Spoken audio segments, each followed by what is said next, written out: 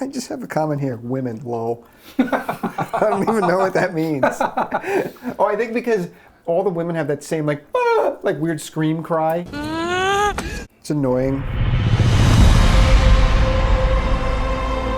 Okay, here we are. Avatar 2, The Way of Water. It's out. We've seen it. We saw it. Yeah. Yeah. And shocker, we both liked it. Well, I guess we should preface this review. I am one of the original Avatar. Yeah, you're an OG fan. I'm a supporter of it. Yeah. I'm one of the few that still likes it. How does it feel to betray your own race? I liked it when it came out. Was I asking for a sequel? Absolutely not. We just watched it a couple days ago, the first one, and I hadn't seen it in probably 11 years, something like that. I don't know. I saw it once when it came out. You didn't like it? I hated it. No. That was a movie that was just 100% CGI hype. That's all it was. Everyone was like, oh, you gotta go see this movie. And this movie called Avatar, it's the best movie because it's got the best graphics. And I was like, oh, well, okay. Well, what else is good about it? Like, does it have a good story, great characters? What are you talking about? It's got good graphics. It's got the best graphics. So I went and saw it in the theater. And you know what? It did have the best graphics. At the time. At the time. But I thought the story was trash. I didn't connect with any of the characters. Oops. It just felt like it was phoned in terms of script and story. So I just wrote it off. Right. But then we, like you said, we watched it the other night, and I liked it more than I did the first time I saw it. To sort of defend why that might be, at the time Avatar came out, there were still good movies that were coming out in theaters. Yeah, You know what I mean? yeah. Now it's like we're just seeing an endless sea of bullshit. And when you see a movie like Avatar, it's very refreshing because, oh, someone knows how to tell a story that goes from point A to point B to point C. Right, and that's its strong suit. Like Yes. it does follow proper story beats. Yes. Whether that story is good or not, Right. that's debatable. So, I mean, obviously we're not going to do a review of the first one, but I guess it's impossible to talk about this film without talking about why we liked Yeah. the first one. Yeah, and we will make references back to the first one periodically. Yes. So this one, 15 years later, We pick up 15 years later. Sully now has 4 kids, Right. but they're not all his. Right. One of them is, you find out, was a child of Sigourney Weaver's Avatar. Avatar from the first one. Yes. And then they just decide to raise that child as their own. Yeah.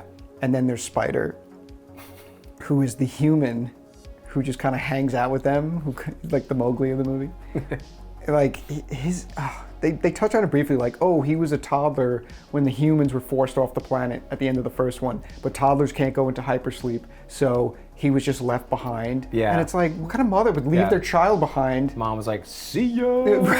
Just to avoid all responsibility Right. from this technicality. So yeah, Spider aside, he's got his family now. He's happy. They're living with the forest people. It's been 15 years. He's got the kids, and then the humans, the sky people the return. sky people come back. Right. And they've got a whole new MacGuffin they're after, Yes. which we'll get to. We will get to all of that.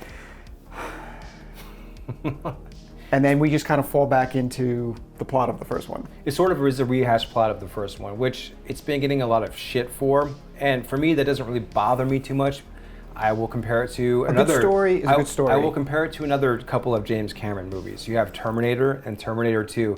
Terminator 2 is essentially the beefed up version Yeah. of Terminator 1. Come with me if you want to live. Come with me if you want to live. You have a killer and you have a protector to come back to protect the savior of humanity. This sort of does the same thing. Now, if you don't like plots being rehashed, then yeah, it's probably going to piss you off a little bit. But for me, there was enough differences and enough changes to make it interesting, maybe even better than the first one. Okay. I know you liked it better than I the liked first it better one. than the first one for many reasons. And a lot of that has to do with, yes, it's a very similar plot to the first one. They just did it better this time. Yeah. Like the stakes were higher because now he has this family. Yeah. It's more than just him. Yeah. I cared more about his story, all his children, the connection they have. You meet like new Navi that you care Right. about more now, other kids and stuff. When the first one, like, yeah, you care about Sully and like his journey that he's going through, but you don't really care about the Navi as much. No, you maybe care you about don't- Neytiri and that's it. Yes, that's about it. I don't And then remember the maybe names her- of anyone like, else. Maybe her father. Kind of. Like, yeah, they don't really give you a sense of what any of those characters are about, or Yeah. you know. This one, you get that. Yeah. So it's the stakes automatically feel higher. Yeah. Because now he's got a family. And now he's more hesitant to kind of jump into fights because he just wants to protect his family. Yeah. And That seems like a natural progression.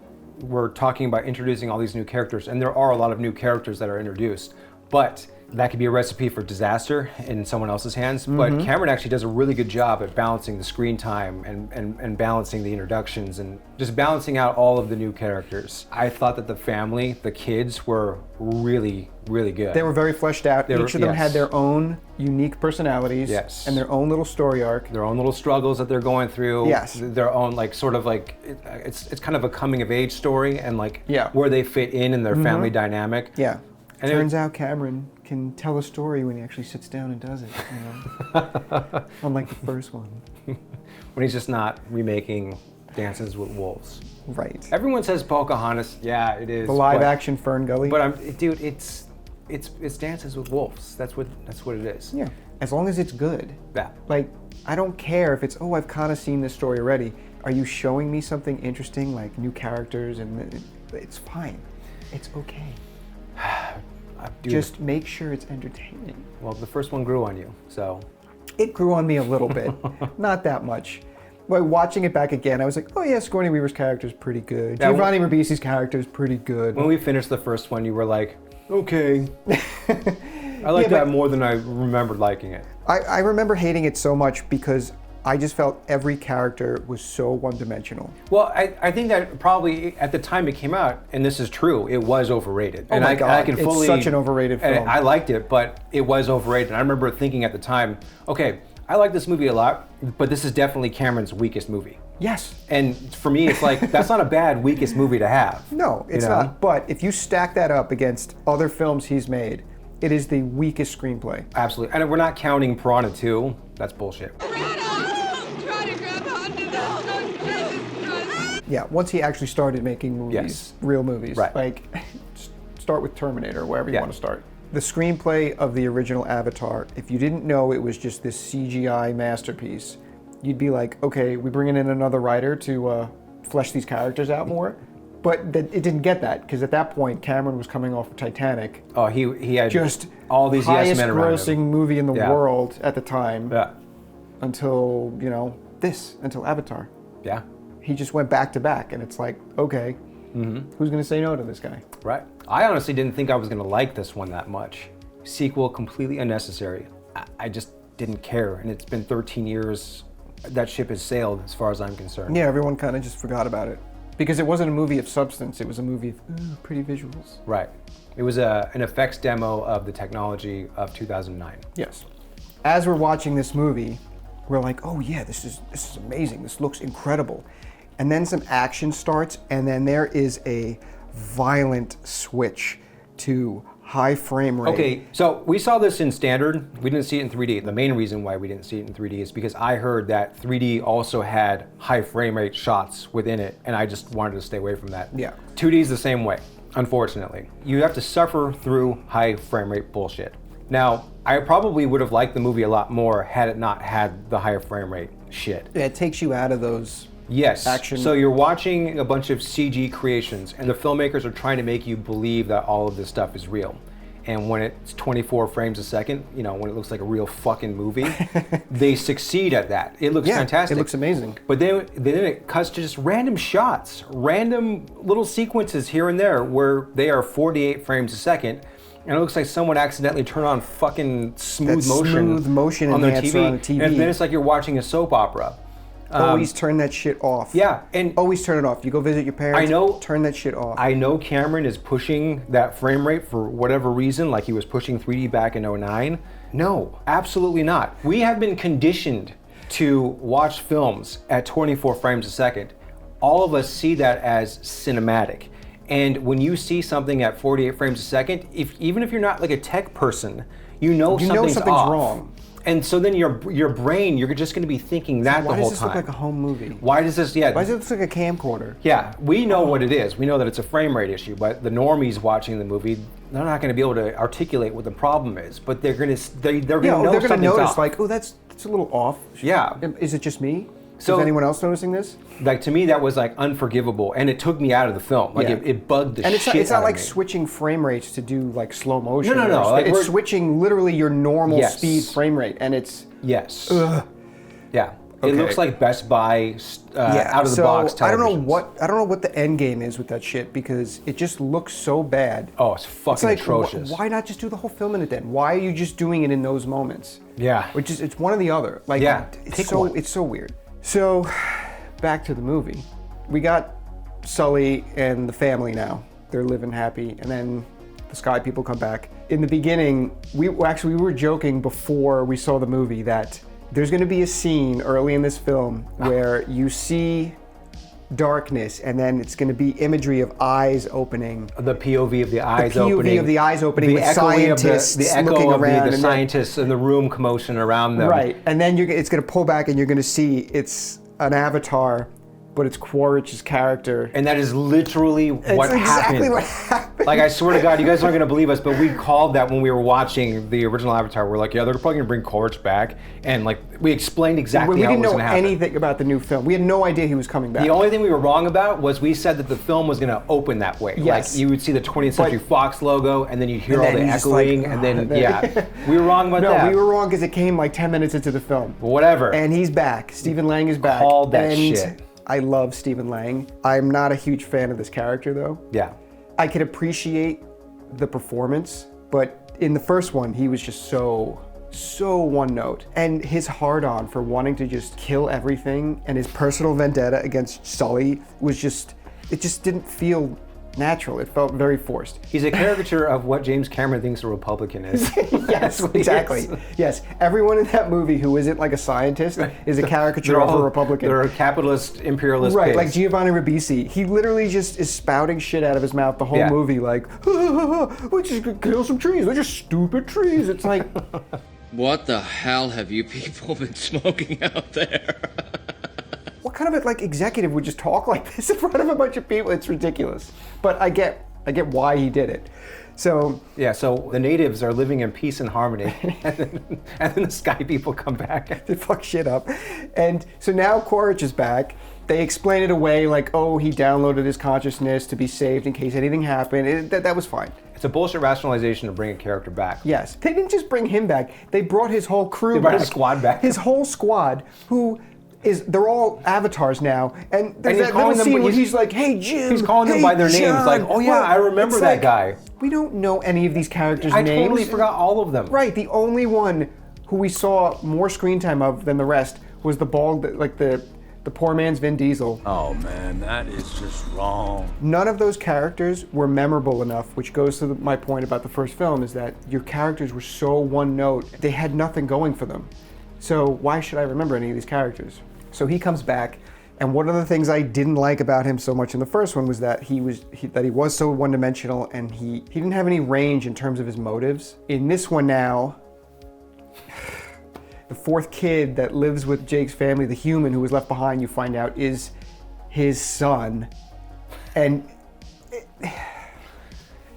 Okay, kind of lame, it's but it does provide him some form of character and motivation it moving allows forward. his character to have some depth now, because now, you find out he has a son, and his son has aligned with the Na'vi. Right. So that is going to be a personal conflict for him. Like, oh no, my Right. son is now here and living, and like he doesn't even think to like ask about his son. It just pops up like, oh yeah, he was a toddler left behind. No, that was his son. He's like, oh hey, you're my boy. Why didn't they even mention that in the original? If he had a kid and he Because knew about he it. didn't have a kid in the original. Exactly. He had a kid in this one because we're like, oh, we got to start giving Quaritch some depth now, because you can't just have your villain perpetually like one note, especially now that they brought him back. It's like, and however many more of these movies they're going to make, it just feels like they're just going to keep him around, and he's ultimately going to have some kind of arc. Oh, dude, he's gonna end up. He's going to end up fighting with the Na'vi He's at the gonna end end. up joining with the Oh Na'vi yeah, at of the course. end. Watching the first one, it was like, I wanted more depth to that character as the main antagonist, and there was none. So I was annoyed by that. Now that he's back in this one, it's like, and they're starting to introduce a little depth. Yeah. I like that. Look, in the first, he's one note. I get it, but it's Stephen Lang. Yeah, He's exactly. amazing. It's Stephen Lang, and he's awesome. Yeah. If anyone else was playing that character who wasn't awesome, it would be such a chore. It was supposed to be Michael Biehn. I think Michael Biehn would have done a good job too.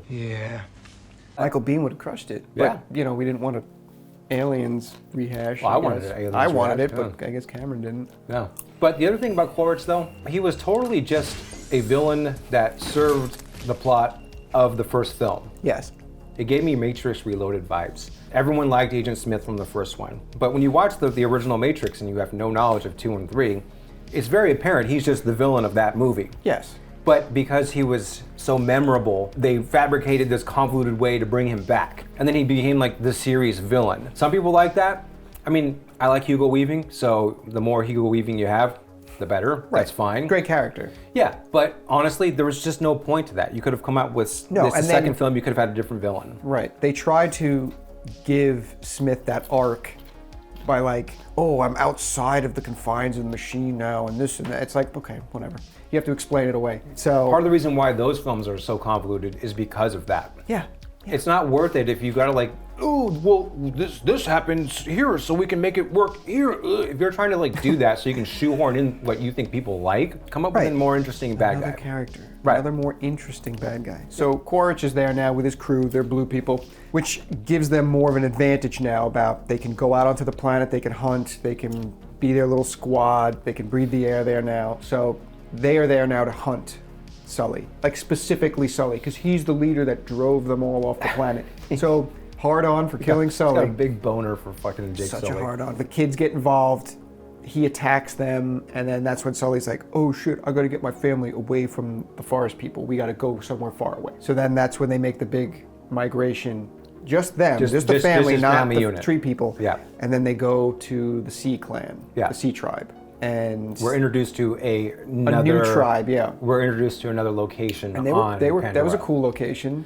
It was a very cool change of scenery. Yes, I liked it a lot. Like I was getting Yeah. a little tired of the forest scenery, and then switching it up to the ocean was great. They get taken in, but they have to learn the ways now of those people.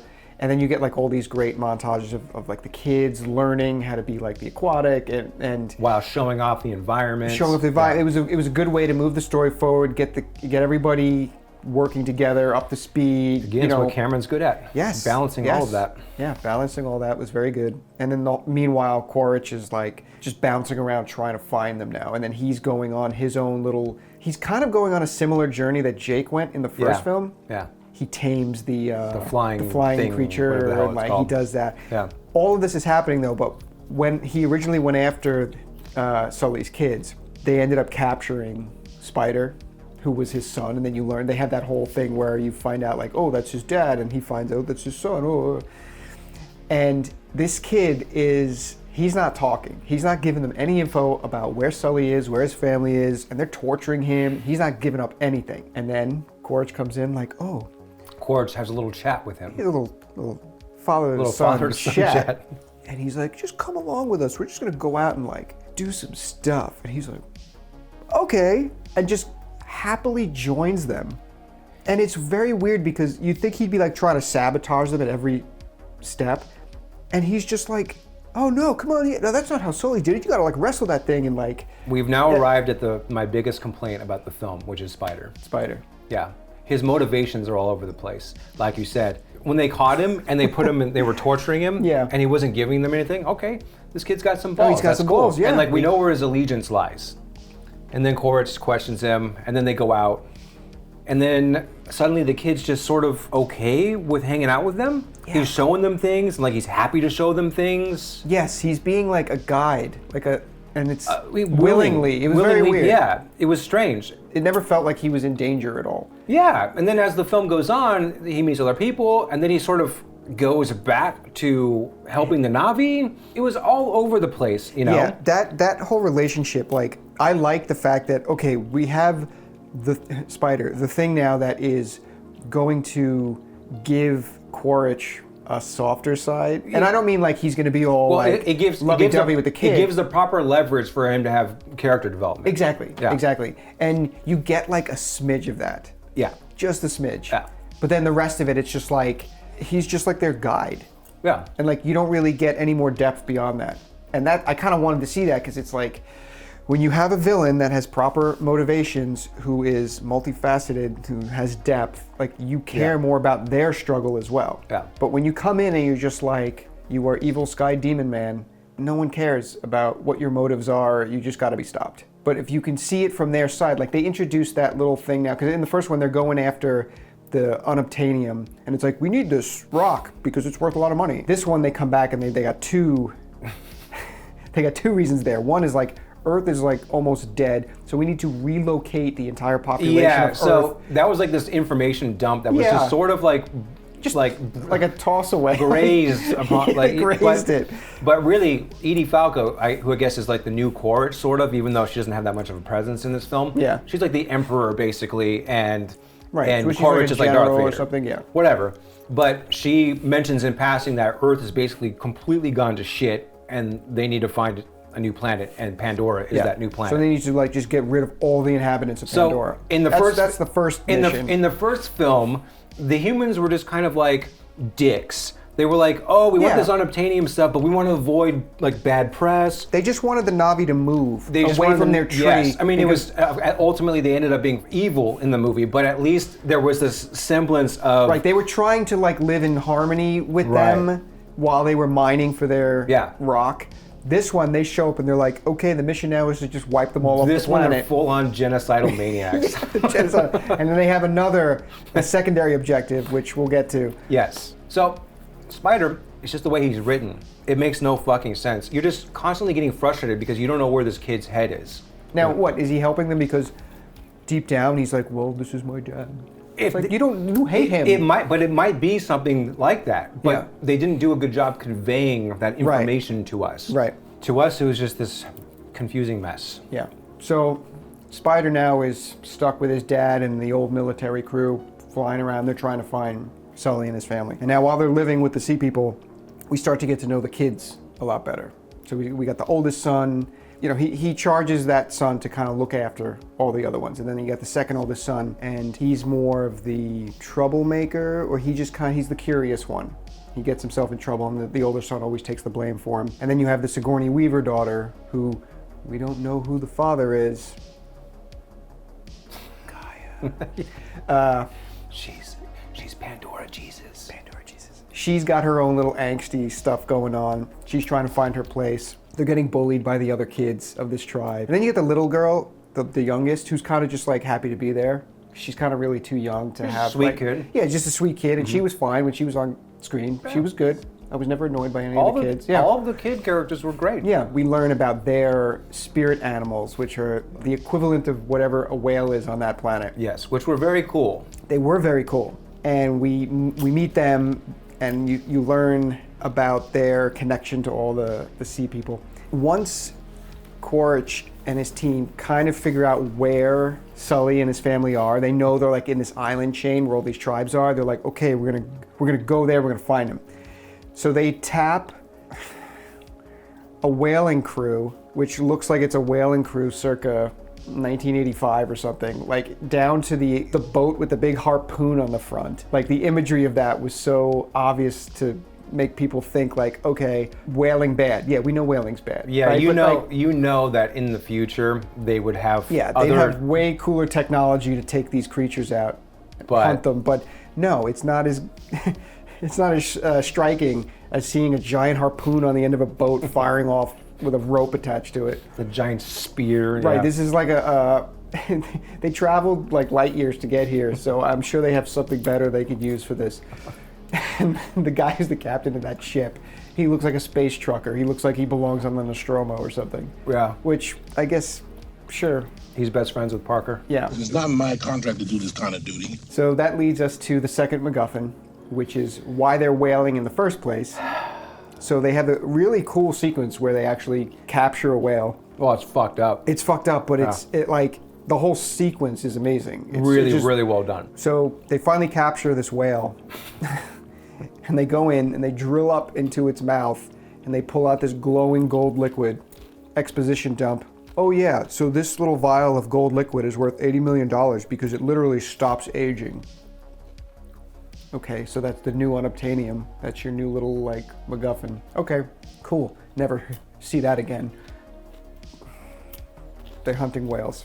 Okay. It was so weird. Who's still whaling? Yeah. And then I was like, oh wait, maybe, like, is Japan still whaling? There's a couple like countries out there still doing it. It's like, well, that sucks. Yeah. Should stop that. Save the whales. What? Anyway, moving on from that.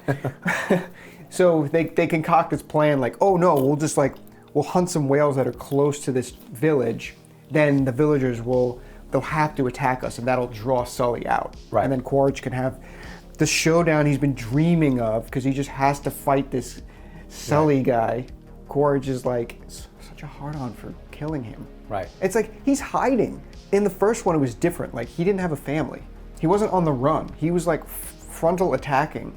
Like, this one, he's weak because his family, yes, makes him strong, but also makes him super weak and vulnerable. So Right. he's just going to do what he has to do to protect them. Well, he's hiding. He's not. Yeah, He's not like exactly. he's not in the jungle still commanding armies against Right, them. he's not doing anything. So Right. they're just going so hard after him, and it's like, if you just left him alone, you could continue doing whatever else you wanted on the planet unobstructed. Right. Because he's not going to come out and stop you. Right. This vendetta he has against Sully is like, I don't know what's driving it. Yeah. It doesn't make any fucking sense. It's like, Who yeah. cares? So all of this leads to the climactic third act, basically the last hour, Yeah. which is like balls to the walls, Cameron action Yes, spectacle. it was like a mashup between Abyss, Yes, Titanic, yeah. and a little Poseidon adventure Yeah. when the ship turned over. Yeah. I mean, the third act was pretty sick. And this is one of the few times where you watch a film and you wonder, how did they do that? Virtually all of this is computer graphics, but the level of detail and photorealism that went into some of that stuff, Yeah. until it went to fucking 48 frames a second, it looked like shit. Yeah. They get the sea creatures to help them. They attack this big whaling ship, and it's crazy battle scene. It was awesome. That whale was awesome. Yes, that was sick. You get a very emotional death scene. Cameron had the balls to actually kill off one of the main characters, Yes. one in the Sully clan. Yeah. And it worked. It was very effective, It was emotional. and it provided the emotional, the catalyst for him going and attacking Quaritch head on. yes. And the way that scene played out on the rocks when the character dies and they're all kind of losing their minds, but they're like, wait, no, like, this isn't over. We're still in the middle of a battle. Like, and they had Yeah. to step away for a minute, collect themselves, and then continue the fight. Like that's exactly how it would play out. Yeah. In real life. Yes, they did what they had to do, and Yeah. now okay. And then you get your epic showdown now with Sully and Quaritch, and yeah, okay, it was a good fight. But then we get a little glimmer of Quaritch having depth again when Neytiri grabs Spider and threatens to kill his son because Quaritch is holding their daughter, and he's trying to get Sully to like drop his weapons. And he's about to, and then she pops up like, no, I'm gonna kill your son. You think he's like, I don't care about this kid. I don't know this kid. And then she starts to cut him, and he's like, whoa, no, okay. So you see, like, oh, he actually does care a little bit. He just hides it really well. No, the whole last hour, man. Yeah, It's worth seeing the film just for that. yeah. Sully is victorious in that fight, but Quaritch, he's not gone. Spider he's plays not a hand in helping him survive, actually, for some reason, Helps him survive, and then wants nothing to do with and him. then has a last, Little, turn of little- allegiance once again. Yeah. So Quaritch rides away, and you're like, okay, villain for the third one too. But now they've started to build up like character connections on both sides. So now his character has a little more to kind of fight for, Right. a little more depth going on, which is great. So I appreciated that. Like every character's stakes were like raised in this one. It was better than I thought it was going to be. It kind of has the same phenomenon as Top Gun Maverick. I would say Top Gun Maverick is probably just a better film than this movie, just in terms of it being like a crowd pleaser. Yeah. The reason why I say it's a lot like Top Gun Maverick is because I think the reason why that movie did as well as it did is it's a return to competent filmmaking. Yeah. It's competent storytelling. You're watching this movie and it's told conventionally, but not in a trite way. Well- it's just told really well. Yeah, and that's one of the things I liked about the new one was that James Cameron knows how to tell a story. He does. And another thing that I like, where we're in this world of sequels and reboots and all this stuff, like he is actually telling a story in a world that he is creating in real time. Yeah, Like- this is a sequel. And he's expanding his own world. He's growing it. He's Yes. not just like, oh, let's see, what franchise has been dead for 30 years that we could, oh, let's do that. Who can we cuck now? Who can we cook now? No, I like that. I like that he's creating something new, and a studio is actually, The studio's betting on their director. That's how it used to be. Yeah.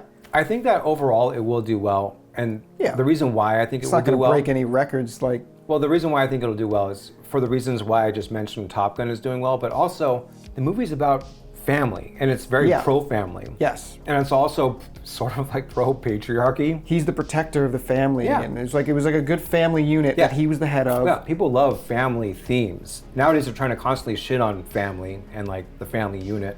But this movie comes along and it's showing traditional family values. Yeah, which I wasn't expecting. I was not expecting Especially that at like all. when his son gets into a fight, and then he's like scolding him in front of everyone, and then everyone leaves, and he's like, what'd the other guy look like? And he's like, worse. And he's like, that's my boy. Yeah. Like, I was like, oh, okay. So But then, weird like- seeing it in a movie nowadays. right, though. it's like, oh, You know? okay. It's got a good story structure. It's got It's got the heart. It's got the heart. Yeah, Mm-hmm. it's all there. And then you just happen to have, it's this amazing backdrop. Some of that water stuff, man. Dude, it looks so real. All right, so what would you rank this movie? I am gonna see it again, which is a good sign. I'll give it a 7.5. Wow, okay. Now, for me, as far as the first one goes, I would have ranked that thing at like a 4, which is a little harsh. Yes, That's very harsh. I know it's harsh, right? But this one kind of redeemed it for me, and I'd have to give this one a 7. When I first saw it, I was like, oh, maybe a 6. No, it was very good. On the woke side, there were some things. There was some shit. Yeah. Not as bad as a lot of the other things that we've rated in the past, but No, but this was like more, it's like part of the built-in marketing of this film. It's Sure. like the whole environmental angle and all that. I get there's that. the environmental angle, which I can like stomach more than like cultural things. Yes, that's fine. Like, the environmental angle doesn't bother me as much. Right, so Because it's just, okay, I might yes, be- we get it, we've seen it. Okay. I might be a little bit more lenient. Again, things from the 80s and 90s where it was like, that's bullshit, but you know what? Fine, let's just we have a nice little tree hugger message in the movie, Sure, and yeah, it's still yeah, enjoyable, right. whatever. It's when the sky people, the human race, come down to the planet and every single one of them is white. They're all Which is white. like, what happened in casting there? You didn't want to like it's not give very us... it's not very diverse. That one's not diverse at all, except the one Asian chick. Oh, there was an Asian chick who was the on- whaler. yeah. Who was in the whaling pod thing. It's like, what are you trying to say here? Japan is Right, whaling yeah. too much, or we don't know what country she was from. Either way, they were all a bunch of white dudes. Yes, all the sky people were white. They were very white. But it could have been worse. It could have been worse. much It worse. could have been worse. That's sad that we're at this point where it's like we're more lenient on it just because it could be worse. Yeah, it's true. I thought it was going to be like way more messages thrown in my face, Right. and it wasn't. Right. It's like, yes, you got that underlying environmental angle, but the whole family thing was front and center, Right. which was great. And Neytiri was just as much of a badass as she was in the first one. Yeah. They didn't make her more tough than Jake. They More- didn't yes. make her steal the show over Jake. Yes. She didn't have the final showdown with Quaritch. Right. Which is what Even modern though films she, would do nowadays. She kills him in the first one. He gets the kill in this one. Like, Yeah. it was good. Like, there's give and take with that relationship, and it's great. And she was great. Her Yeah. character was cool. The things that she Yeah. did was cool. How capable she was. All Yeah. that was great. All right. Rainbow Scale? Yeah. Now that we've talked more about it, I've kind of revised mine a little. Do you think it's more or less? I went less. You went less? Yeah. Same. So I was going to say probably a 3, but now I think I'm at 2.5. That's 2.5 is where I'm at. Fuck, dude. Because I went into this thinking this is a 3. But no, it really wasn't that bad. Well, just the emphasis on a father who cares about his family. And again, that's why I think that ultimately, even if it doesn't do that well this weekend, it will probably get good word of mouth. And it's Yeah. because people are going to respond to that. Yes, I will recommend it. Well, Even though I didn't like the first one. I'm seeing it again. You are. I'm not. I'll wait. I'll watch it on this big TV over here when it comes out. Huh. Yeah. All right. Overall, solid film though. Yeah, it was. Cameron scores again. This is now James Cameron's second worst film. Correct. And that is not a bad second worst film to have. Not at all.